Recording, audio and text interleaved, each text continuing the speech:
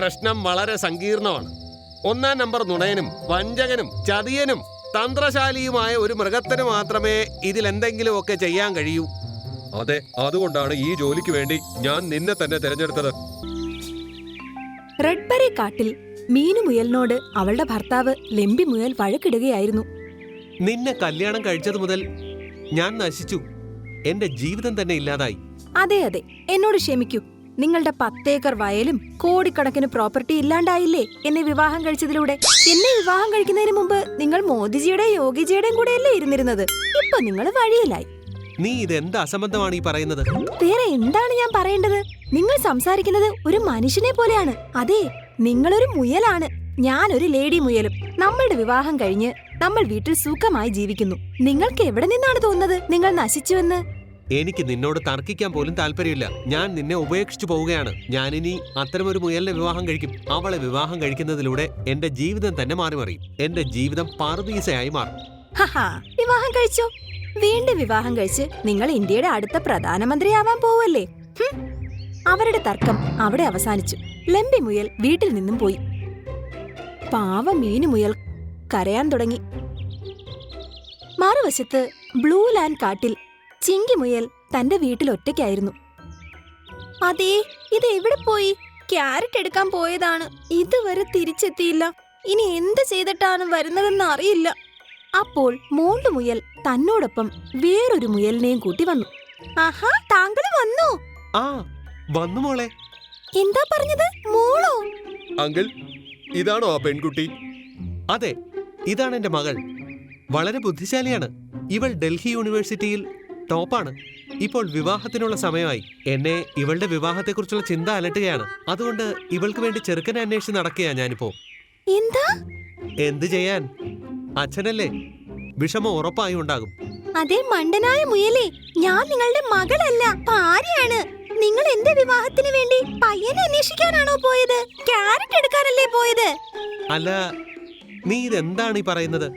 നീ ഇവിടെ നിന്ന് പോകുന്നുണ്ടോ അതോ അയൽക്കാരെ കൂട്ടി നിന്നെ തല്ലിക്കണോ? അയ്യോ വേണ്ടായേ. മുയൽ വളരെ വേഗത്തിൽ ഓടിപ്പോയി. അവൻ തിരിഞ്ഞു നോക്കിയത് പോലുമില്ല. അങ്ങനെ മീനുമുയലിന്റെ ദത്ത സഹോദരൻ കാലു ചെന്നായ അവളുടെ അടുത്തേക്ക് വന്നു. ഇതെന്താ സഹോദരി, നീ എന്താ ഇത്രയും വിഷമിച്ചു കാണുന്നത്? നിന്റെ കണ്ണിൽ കണ്ണുനീരോ? ഈ അളിയൻ ഇതെവിടെയാ? എന്താ അയാൾ നിന്നെ വീണ്ടും വിഷമിപ്പിച്ചോ? വിഷമിപ്പിച്ചില്ല, ഇത്തവണ എന്നെ ഉപേക്ഷിച്ചു പോയി. അദ്ദേഹത്തിന്റെ എല്ലാ പ്രശ്നങ്ങളും ഇല്ലാതാക്കുന്ന ഒരു പെൺകുട്ടിയെ വിവാഹം കഴിക്കും എന്നാണ് പറയുന്നത്. എന്താ പ്രശ്നം? അതെനിക്കറിയായിരുന്നെങ്കിൽ ഞാൻ എപ്പോഴേ ആ പ്രശ്നം തീർത്തേനെ. രാവിലെ കൃത്യസമയത്ത് ഞാൻ അദ്ദേഹത്തെ ഉണർത്തും. ഞങ്ങൾക്ക് ഭക്ഷണം കൃത്യസമയം ലഭിക്കുന്നതിന് ഇതാണ് അദ്ദേഹത്തിന് ഇഷ്ടപ്പെടാത്തത്. വിഷമിക്കേണ്ട സഹോദരി, അവൻ വീണ്ടും വിവാഹം കഴിക്കാൻ ആഗ്രഹിക്കുന്നുവെങ്കിൽ അതിനു മുൻപ് ഞാൻ നിന്റെ വിവാഹം കഴിപ്പിക്കും. ഇത് കേട്ടപ്പോൾ മീനുമുയൽ അത്ഭുതപ്പെട്ടു. എന്താ? രഞ്ജു എന്ന കുറുക്കനും ആ കാട്ടിൽ താമസിച്ചിരുന്നു. അവനാൽ എല്ലാ മൃഗങ്ങളും വളരെ ബുദ്ധിമുട്ടിയിരുന്നു. രഞ്ജു കുറുക്ക, നീ എല്ലാ വനവാസികളുടെയും ജീവിതം ദുരിതപൂർണമാക്കി. മോഷണം, ചതി, കള്ളം, വഞ്ചന ഇതെല്ലാം നിന്റെ സ്വഭാവത്തിൽ അലിഞ്ഞു ചേർന്നിരിക്കുകയാണ്. ഷേർഖാൻ, ഞാൻ അങ്ങനെയൊന്നും ചെയ്യാൻ ആഗ്രഹിക്കുന്നില്ല. പക്ഷെ എന്തു ചെയ്യാൻ? മനസ്സ് സമ്മതിക്കുന്നില്ലല്ലോ. മനസ്സ് സമ്മതിക്കുന്നില്ലെങ്കിൽ ഇന്ന് നിന്നെ ഞാൻ അത്തരമൊരു സ്ഥലത്തേക്ക് പറഞ്ഞയക്കും.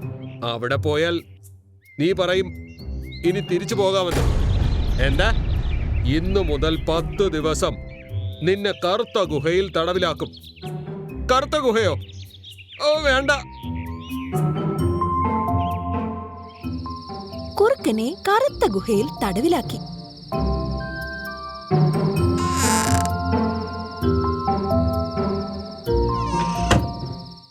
അടുത്ത ദിവസം കാലു ചെന്നായ തന്റെ സഹോദരിക്ക് പുതിയ വരനെ അന്വേഷിക്കുന്നതിനായി ബ്ലൂ വേൾഡ് കാട്ടിലെത്തിച്ചേർന്നു.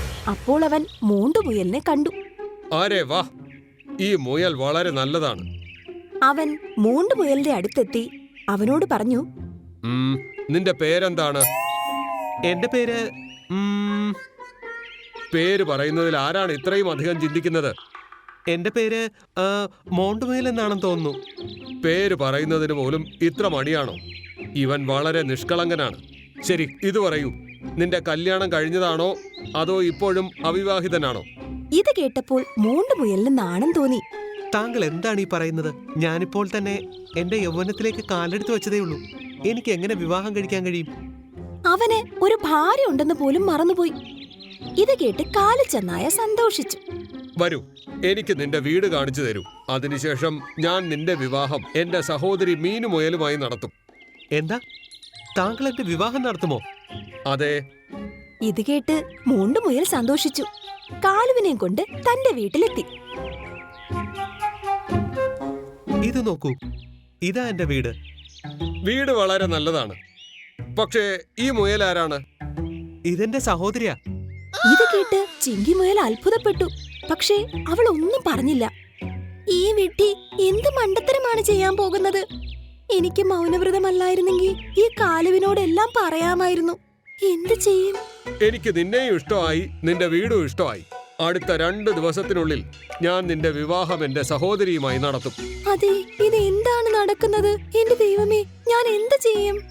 ഇത് കേട്ട് മോണ്ടുമുയൽ വളരെയധികം സന്തോഷിച്ചു. ആ സമയം തന്നെ വീട്ടിൽ നിന്നും പോയി. രാത്രിയായപ്പോൾ ചിങ്കിമുയൽ തന്റെ മൗനവ്രതം ഉപേക്ഷിച്ച് ഷേർഖാന്റെ അടുത്തെത്തി അദ്ദേഹത്തോടെല്ലാം പറഞ്ഞു. ഇത് വളരെ വലിയൊരു പ്രശ്നമാണല്ലോ വന്ന് സംഭവിച്ചിരിക്കുന്നത്.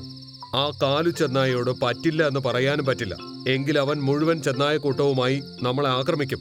അവന്റെ ഭ്രാന്തിനെ കുറിച്ചുള്ള കഥകൾ ഈ ലോകം മുഴുവനും അറിയാം. ഷേർഖാൻ, ഈ വിഷയത്തിൽ സത്യം പറയുന്നതിന് വലിയ വില നൽകേണ്ടി വരുമെന്ന് ഞാൻ കരുതുന്നു. കള്ളം പറയുന്നതും വഞ്ചനയുടെ കാര്യത്തിൽ വളരെ മുന്നിലുള്ളതുമായ ഒരു മൃഗത്തെയാണ് നമുക്ക് ആവശ്യം. വളരെ കൗശല ബുദ്ധിക്കാരനായ ഒരാളെ. അവന് മാത്രമേ ഈ പ്രശ്നത്തെ നല്ല രീതിയിൽ ഹാൻഡിൽ ചെയ്യുവാൻ കഴിയൂ. ഇത് കേട്ട് ഷേർഖാൻ കുറച്ചു നേരം ചിന്തിച്ചു. എന്നിട്ട് ആ സമയം തന്നെ ചിങ്കിമുയലിനോടൊപ്പം കറുത്ത ഗുഹയിൽ അടച്ചിട്ടിരിക്കുന്ന കുറുക്കന്റെ അടുത്തേക്ക് ചെന്നു. ഷേർഖാൻ, താങ്കളോ? താങ്കൾ വന്നു, അസന്തവും വന്നു. പറയൂ, എന്റെ ശിക്ഷയുടെ കാലാവധി കഴിഞ്ഞോ? കാലാവധിയൊന്നും കഴിഞ്ഞില്ല കുറുക്ക. എന്നാൽ ഇപ്പോൾ നിന്നെ കൊണ്ട് നമുക്കൊരാവശ്യമുണ്ട്. എന്നെ ആവശ്യമെന്നോ? അതെ. ചിങ്കിമുയൽ എല്ലാ കഥയും അവനെ പറഞ്ഞു കേൾപ്പിച്ചു. ഓഹോ, ഈ പ്രശ്നം വളരെ സങ്കീർണമാണ്.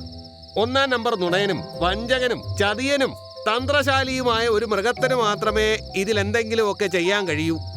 അതെ, അതുകൊണ്ടാണ് ഈ ജോലിക്ക് വേണ്ടി ഞാൻ നിന്നെ തന്നെ തിരഞ്ഞെടുത്തത്. ഇത് കേട്ട് കുറുക്കൻ ഷേർഖാനെ അത്ഭുതത്തോടെ നോക്കി. നീ ഈ ഗുഹയിൽ നിന്ന് സ്വതന്ത്രനാണ്. പെട്ടെന്ന് തന്നെ ഈ പ്രശ്നം പരിഹരിക്കുന്നതിനെ കുറിച്ച് ചിന്തിക്കൂ. നീ എന്തെങ്കിലും ചെയ്യണം. അതിലൂടെ മോണ്ടുവിനെ 2-ാം വിവാഹത്തിൽ നിന്നും രക്ഷിക്കാൻ കഴിയണം. കൂടാതെ കാലു കുറുക്കനും അവന്റെ സഹോദരിക്കും ഒരു ബുദ്ധിമുട്ടും നേരിടേണ്ടി വരരുത്. എന്തുകൊണ്ടില്ല ഷേർഖാൻ, ഞാൻ എല്ലാം നോക്കിക്കൊള്ളാം. കുറുക്കൻ കുറച്ചു സമയം ആലോചിച്ച ശേഷം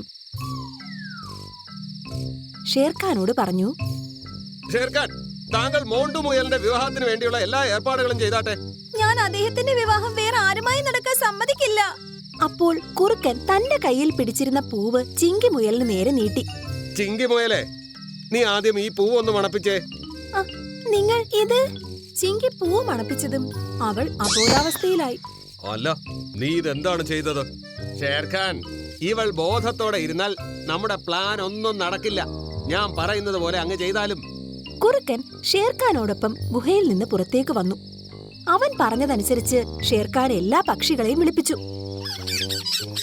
മോണ്ടു മുയൽ കാലു ചെന്നായയുടെ ദത്ത് സഹോദരിയായ മീനുമുയലിനെ വിവാഹം കഴിക്കാൻ പോകുന്നുവെന്ന വാർത്ത നിങ്ങൾ എല്ലാവരും അടുത്തുള്ള കാടുകളിൽ പ്രചരിപ്പിക്കണം. ഈ വാർത്ത എല്ലാ വനങ്ങളിലും പരന്നു. എല്ലാ മൃഗങ്ങളും വൈകുന്നേര സമയത്ത് വിവാഹ ചടങ്ങിൽ പങ്കെടുക്കാൻ ഒത്തുകൂടി. പ്രിയ ബന്ധുമിത്രാദികളെ, വരൂ, എത്രയും വേഗം അവരുടെ വിവാഹം നടത്താം. അതേ ബന്ധുമിത്രാദികളെ, പരിപാടി തുടങ്ങട്ടെ. അപ്പോൾ പണ്ഡിറ്റ് കുരങ്ങൻ മന്ത്രം ഉരുവിടാൻ തുടങ്ങി. വധൂവരന്മാർ വിവാഹ ചടങ്ങുകൾക്കായി മുന്നോട്ട് വന്നാലും. അവർ രണ്ടുപേരും ഒരുമിച്ച് മുൻപോട്ട് നീങ്ങി. അപ്പോൾ പെട്ടെന്നൊരു ശബ്ദം കേട്ടു. ഏയ്, ഈ വിവാഹം നടക്കില്ല. ലെമ്പി മുയൽ അവിടെ എത്തിയത് എല്ലാവരും കണ്ടു. എന്തുകൊണ്ട് നടക്കില്ല? എന്തെന്നാൽ ഇവൾ എന്റെ ഭാര്യയാണ്. എന്റെ സഹോദരിയെ നീ നിന്റെ ഭാര്യയായി അംഗീകരിക്കുന്നുണ്ടെങ്കിൽ എന്തിനാണ് അവളെ ഉപേക്ഷിച്ച് നീ പോയത്? ഞാൻ പറഞ്ഞതെല്ലാം തെറ്റായിരുന്നു. ഇത്രയും ദിവസം വീട്ടിൽ നിന്ന് മാറി നിന്നതിന് ശേഷം ഞാൻ മനസ്സിലാക്കി, ഭാര്യയില്ലാതെ ഭർത്താവിന് ഒരു ബഹുമാനവുമില്ലെന്ന്. വീടും വിജനമായി തോന്നുന്നു. എന്നോട് ക്ഷമിക്കൂ മീനു. ഇത് കേട്ട് മീനുവിന്റെ ഹൃദയം അലിഞ്ഞുപോയി. എന്നാൽ കാലു വളരെ ദേഷ്യത്തിലായിരുന്നു. ഇല്ല, ഇനി മീനുവിന്റെ വിവാഹം ഇവനോടൊപ്പം തന്നെ നടക്കും. അപ്പോൾ ചിങ്കിമുയലും അവിടേക്ക് വന്നു. ഈ വിവാഹം നടക്കില്ല. ആരെ? ഇപ്പോൾ ആരാണ് വന്നത്? ഞാൻ ചിങ്കിമുയൽ, ഇദ്ദേഹത്തിന്റെ ഭാര്യ. എന്താ നീ ഇവന്റെ ഭാര്യയാണോ? ഇയാൾ നിന്നെ സഹോദരി എന്നല്ലേ പറഞ്ഞത്? ഇദ്ദേഹത്തിന് മറവി രോഗമാണ്, അതുകൊണ്ടാണ് അദ്ദേഹം അങ്ങനെ പറഞ്ഞത്. ഇല്ല, അങ്ങനെ ആകില്ല. പറയൂ മോണ്ടു, എന്താ നിനക്ക് മറവി രോഗമാണോ? ഇല്ല അമ്മായിയമ്മേ, എനിക്കൊരു അസുഖമില്ല. അമ്മായിയമ്മ? അതെ അമ്മായിയമ്മേ, നിങ്ങളുടെ മകനെ എനിക്ക് വിവാഹം കഴിപ്പിച്ചു തന്ന് എന്നെ നിങ്ങളുടെ വീട്ടിലെ മരുമകളാക്കൂ. ഞാൻ നിങ്ങളുടെ മകനെ വളരെയധികം സന്തോഷത്തോടെ നോക്കിക്കൊള്ളാം. താമസിയാതെ ഞാൻ നിങ്ങളെ ഒരു മുത്തശ്ശിയാക്കും. ഇത് കേട്ട് കാലുച്ചെന്നായുടെ തല കറങ്ങാൻ തുടങ്ങി. അപ്പോൾ കുറുക്കൻ കാര്യമേറ്റെടുത്ത് പറഞ്ഞു. കാലിച്ചെന്നായേ, ഈ നാടകമെല്ലാം നിങ്ങളുടെ അളിയനെ ഒരു പാഠം പഠിപ്പിക്കാൻ വേണ്ടി ചെയ്തതാ. ഇപ്പോൾ നിന്റെ അളിയന് തന്റെ തെറ്റിൽ പശ്ചാത്താപമുണ്ട്. അവൻ ഇനി ഒരിക്കലും തെറ്റുകളൊന്നും ചെയ്യില്ല എന്ന് എനിക്ക് പ്രതീക്ഷയുണ്ട്. അവൻ ഒരു അവസരം കൂടി നൽകൂ. ശരി കുറുക്ക, എനിക്കും ഇപ്പോൾ അങ്ങനെ തന്നെയാ തോന്നുന്നത്. നന്ദി ചേട്ടാ. അങ്ങനെ പറഞ്ഞ് മീനു തന്റെ ഭർത്താവിനെ വന്ന് കെട്ടിപ്പിടിച്ചു. നിങ്ങളെ ഞാൻ ഇപ്പൊ ശരിയാക്കി തരാം. നിങ്ങൾക്ക് ഓർമ്മയില്ല അല്ലേ ഞാൻ ആരാണെന്ന്? ഇല്ലമ്മേ, എന്നോട് ദേഷ്യപ്പെടരുത്. എനിക്കറിയാം താങ്കൾ എന്റെ അമ്മയാണെന്ന്. അയ്യോ! ഏയ്, രക്ഷിക്കൂ! കയ്യിൽ വടിയുമായി മൂണ്ടുമുയലിന്റെ പുറകെ ഓടി. മറ്റെല്ലാ മൃഗങ്ങളും അവർ ഓടുന്നത് കണ്ട് ഉറക്കെ ചിരിക്കാൻ തുടങ്ങി. അമ്മേ, എന്നോട് ക്ഷമിക്കൂ അമ്മേ.